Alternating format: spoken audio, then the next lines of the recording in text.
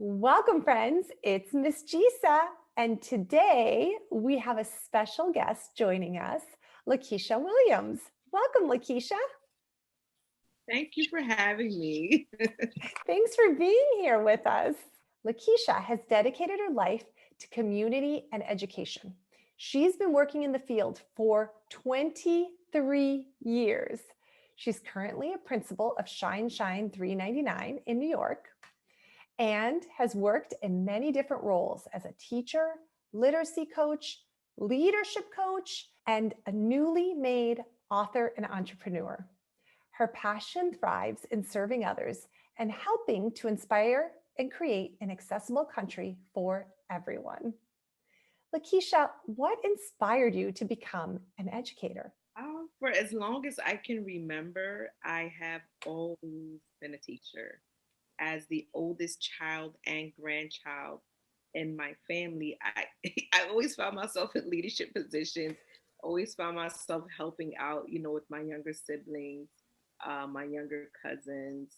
So it really was a natural thing for me. And it really has been like a lifelong passion of mine just to be of service and to help others. That's wonderful. Yeah, you certainly have had many different leadership roles within education. You've done it all. Yes, I didn't plan to do it all, but that's when it's natural. Did you have a role model that you looked up to as a child? As a child, I will say I always admired my grandmother. I've always loved history, because history for me is storytelling. So I was always interested in just finding out the story. And my grandmother, during the whole Black migration of African Americans moved from the South to the North, she was a part of that time period. And I've always admired her ability to be able to leave a situation in the South, leave a marriage that she felt was not good for her, not know exactly what she wanted, but she did know that she wanted a different life for herself and for her children. She had 6 children at that time. And Wow. so the qualities that I feel I possess today in terms of resilience, in terms of being courageous, perseverance, she too exhibited those qualities. So although she didn't have a formal education, she still exhibited those qualities that was necessary for her to leave the South, move to the North. And because she was able to do that, that afforded the next generations, to come, the ability to go to college and just do all of the wonderful things that many of us are doing. So I would have to say that, early on as a child, I definitely had that as a role model. So she's looking down on you and all that you have accomplished and this new book that you've written. Yes, yes. And she's definitely proud. Yeah. Yeah. What inspired your first book, Shine On, Brown Girl? I love reading. I've always loved reading. I actually fell in love with writing once I started teaching children how to write. And so I've Oh, always wanted to be an author and to write a book, but I never actually got around to doing it. But this fall, when Kamala Harris became vice president elect, and everyone was so excited, talking about role models, another role model, because it was representation, so Black and brown children and women everywhere were just so excited about that. So I did an empowerment activity with the fifth grade girls in my school. I have Black and brown children in my school. Did an empowerment activity with my children, and that video went viral. Now we do things or fun things all the time, sure.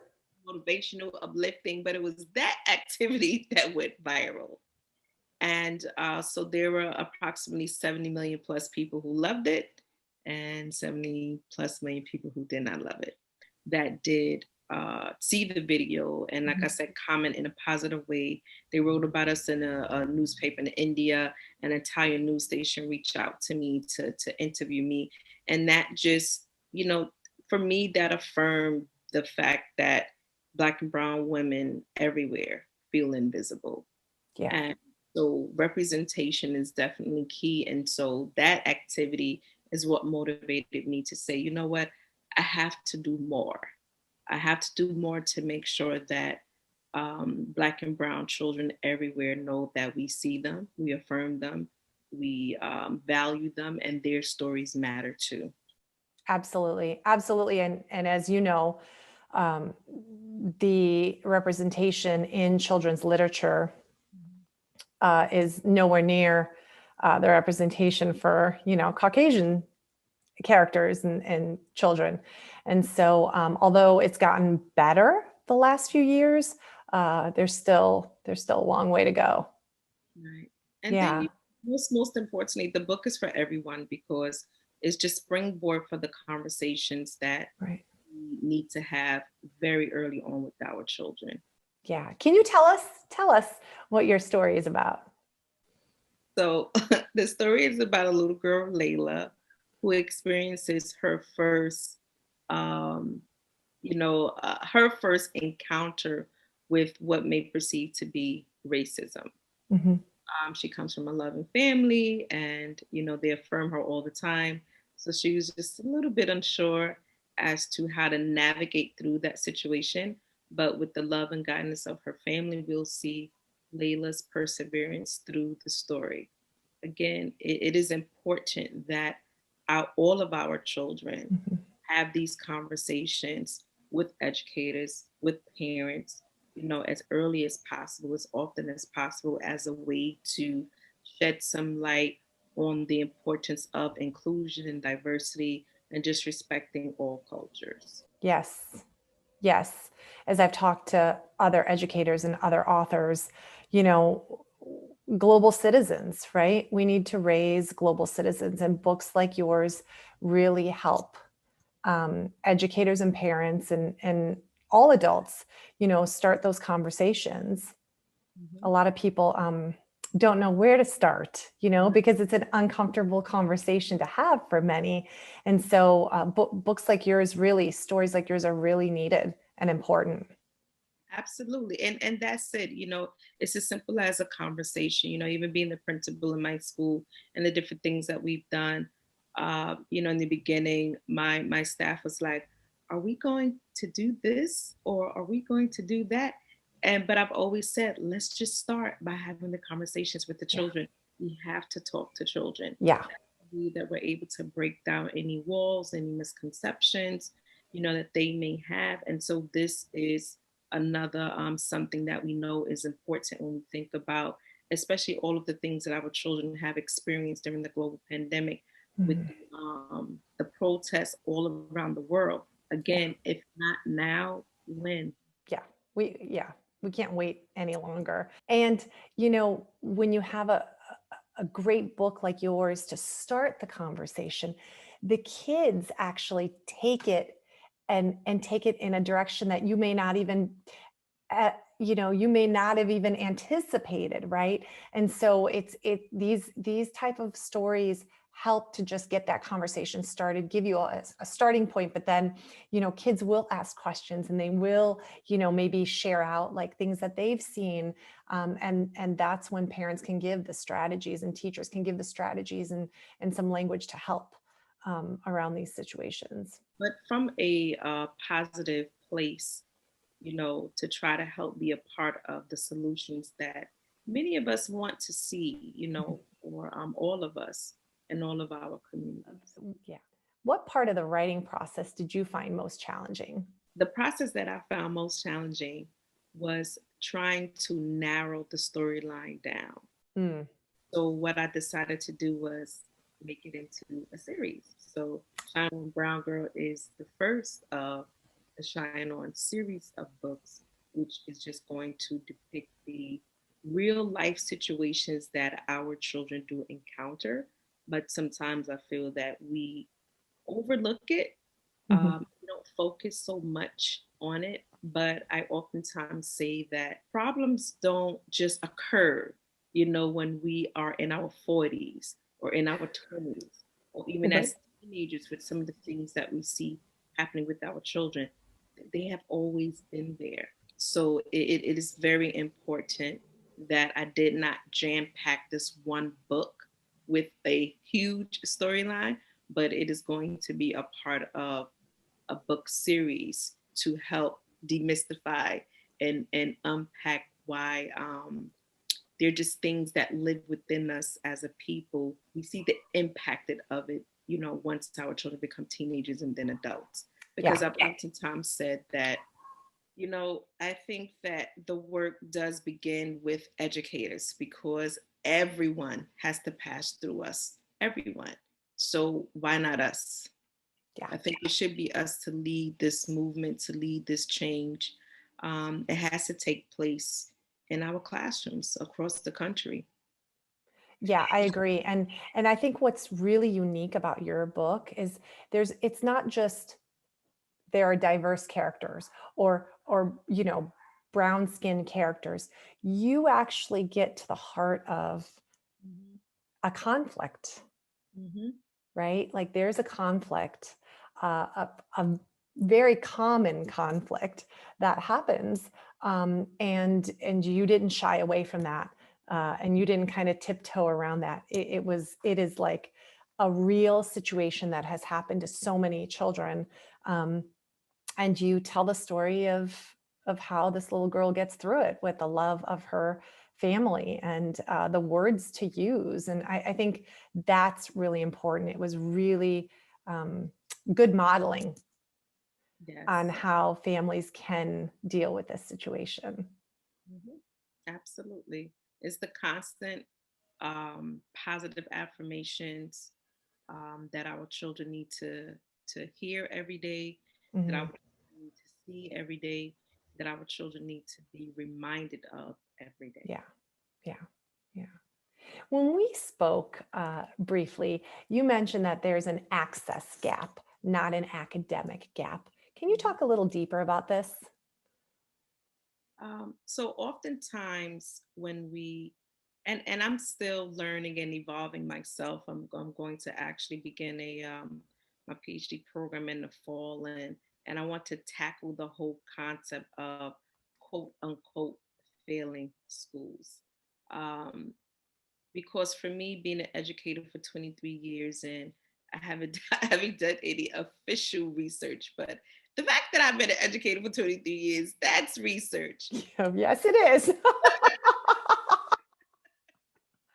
And so, based on my research um, and my own personal experiences, I'm just a firm believer that if we expose our children, regardless of their um, economic status, if we or their zip code, but if we expose our children to so many different things, to the possibility, the limitless possibilities that exist for them, that does something to the mindset. So that whole concept of hope is present. But if the only experiences that our children have are just to reaffirm whatever negativity that they're already surrounded with, then that becomes the outcome, Yeah. right? The conversations have to be different. And we know that sometimes families may not have it, in terms of the financial resources, Mhm. right? But then that's the whole concept of the village has to be present. And so then that's what the school is for, right? So then it's our role as educators to make sure we design a system and where we know what schools need to be successful. We know that as a society, we know that. But as a political infrastructure, we have not designed all of our schools where there's an equity of resources available. And that is an issue. And that is an issue that needs to be addressed. So, as educators, we could love up on our children every day. We could have great lesson plans. All of those things matter, making sure instruction is sound. However, if we really and truly want to close this gap that people oftentimes refer to, Mhm. we're speaking of quote unquote failing schools. And I always say that because our children are not failures again. It's the words that we're using, right? That we're assigning to our children. Yeah. We don't want to, we don't want that to be the outcome, right? But our children are not failures, our families are not failures, but the system as a whole is a failure. Yeah. The system as a whole, because they're children who live in, certain zip codes in Brooklyn, certain zip codes in the Bronx, they don't fare well as, you know, some other zip codes. And when you walk into different schools, you see different resources, right? Yeah, 100%. So what we're doing right now is talking about equity. We're talking about it, but as a society, we're not ensuring that there's equity of resources for every single school, which is why as a principal, it is important to me to be a community leader, because whatever it is that I feel my school does not have, I go out into the community with that whole village concept. My children need this, my children need that. How can you help me? Help me to be able to help my children, because it is that exposure that our children need, that access that they need. Because once it becomes a lived experience for them, then it does something to the brain. It becomes possible Yeah. because they can imagine it, because they've experienced it firsthand. I'm thrilled to know principals like you, Lakeasha, because really, really, that you're an inspiration, and you are really going out there and getting what you know your kids need. And I think a lot of times educators, especially being in the field for as long as you have, educators get beat down, right? Like, and they feel like hopeless. But you have such a positive energy, and just like you're relentless, right? You just have to be relentless to get what you know is right for kids. Absolutely. And I think my next step is going to be going at some point, you know, to be going into the realm of policy making, because I feel Yeah. like educators need help in that area. Like Yeah. some things that should just be a given for every school everywhere. Yeah.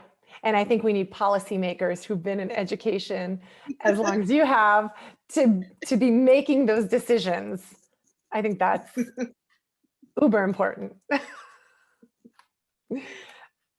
So what advice do you have for our little readers who may want to become authors themselves one day? Make sure you write every day. You start with whatever stories that you feel matter to you, whatever stories that you feel are important to you. Write down your ideas, or before you write, if you just want to talk into like a video recorder, say your ideas into a video recorder, because you can later on transpose those voice recordings into a transcript to help you actually develop your story and get your story together if you don't know where to start. But I strongly encourage all of our boys and girls to share their stories, because there is art in storytelling. And just as people oftentimes speak about music bringing people together, I really and truly believe that stories also bring people together when we're speaking our own experiences and we're using it in a way to help others. I believe that also brings us together. So we're definitely interested in our boys and girls becoming authors and sharing stories that matter to them. Yeah, yeah, absolutely. Absolutely. Um, for our readers and listeners out there, Lakeasha has read her story, Shine On, Brown Girl, and you can find it on our YouTube channel as well. Lakeasha, can you tell the families where can they find your book besides the reading that you've done on our YouTube channel? Okay, you can go to my website at brickhouseunlimited.com, and you'll see Shine On Brown Girl listed there as one of my books to purchase. And, you'll have your own copy of Shine On Brown Girl. And once again, that's brickhouseunlimited.com. And you'll definitely want your own copy. I know if your kids are anything like my kiddo, she wants to read and reread and reread her books. So this is a great one for you to have on your shelves. Lakeasha, can you briefly tell us about the other book that you co-authored titled Still I Thrive? Yes. So, in the realm of still helping others during the global pandemic, many of us we know were just coping with the pandemic in our own way. Mhm. And I was invited to be a part of a project to share how I was coping and how I was able to persevere through the pandemic Mhm. in an attempt to help others. So, Still I Thrive is a group of authors who came together to share our resilient stories of how we were able to persevere through the pandemic. I love that. So this is more of an adult book, would you say? More of an adult book. Okay. Okay. So adults, and can our viewers also find that on your website? Yeah. So Brickhouse Unlimited is my company, and I'm just looking to, and that was also born during the pandemic because in working with my families, I just felt like I needed to do so much more. And it's still, a new company, a growing company, but it's basically all things related to Lakeasha Williams because there's a variety of things that I am doing and that I plan on doing, but it's all under the umbrella of making sure that I take care of my community. I love that. I love that. True to that mission. I mean, 100%. Lakeisha, what other projects are you working on that you can share with us? So I know you're working on the book series for children, and do you have a vision of how many books are going to be in the series, or what the next specifically what the next book is going to be about? I'm going to continue with those the stories of our children. We may see more of the character in the book Shine on Brown Girl because again I want to show how he was able to learn from that experience as well. Great, Um, great. as a leader, I'm also working on my leadership coaching book. So be sure to, follow follow me. You can also follow me on Instagram at printable_shine on Lakeisha. I'm looking forward to helping that, to developing that, because folks do reach out to me oftentimes. They feel that I'm such an inspiration. And again, how can I help? So that's going to be my way of providing folks with help, not only in the educational field, but in life in general. So it's leadership coaching and whatever it is you hope to accomplish in your life. I'm also working on a documentary. Again, I've done a lot, in my life, and just when people hear that I had my first child at 16, they're just like amazed, like, oh my God, how did you do it? And then my children, and now, my 4-year-old granddaughter with her own business, Serenity Nail Polish. That's So amazing. working on a documentary, but again, it's all about the people and helping the people.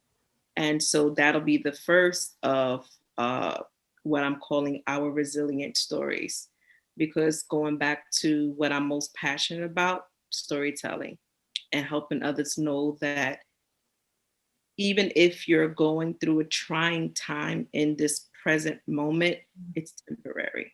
Yeah. It's temporary, and people need hope. Yeah. People need hope. I say this all the time.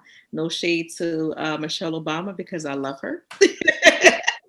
But the whole concept about I am in the business of hope, like I've been saying that my entire educational career, I am in the business of hope. When people don't have any hope, they don't have anything. Yeah. Yeah. Yeah. And I can hear it and I can feel it in this conversation and with everything that you've done. You definitely exude hope for all of your kids, for your whole community. And I'll definitely link for our viewers. I'll link all of your information below so that they can find you and find your books and just use you as a resource. Absolutely, definitely. And I'm still looking to grow and network, with other people. So I'm always open. Lakeisha, it's been a pleasure having you with us. Thank you for taking the time to share your story with us today. Thank you so much for having me. It was a pleasure to be here. Thank you. Well, we'll see you again soon. Hey. Bye. Thank you for joining me today. Remember to like and subscribe to support our channel.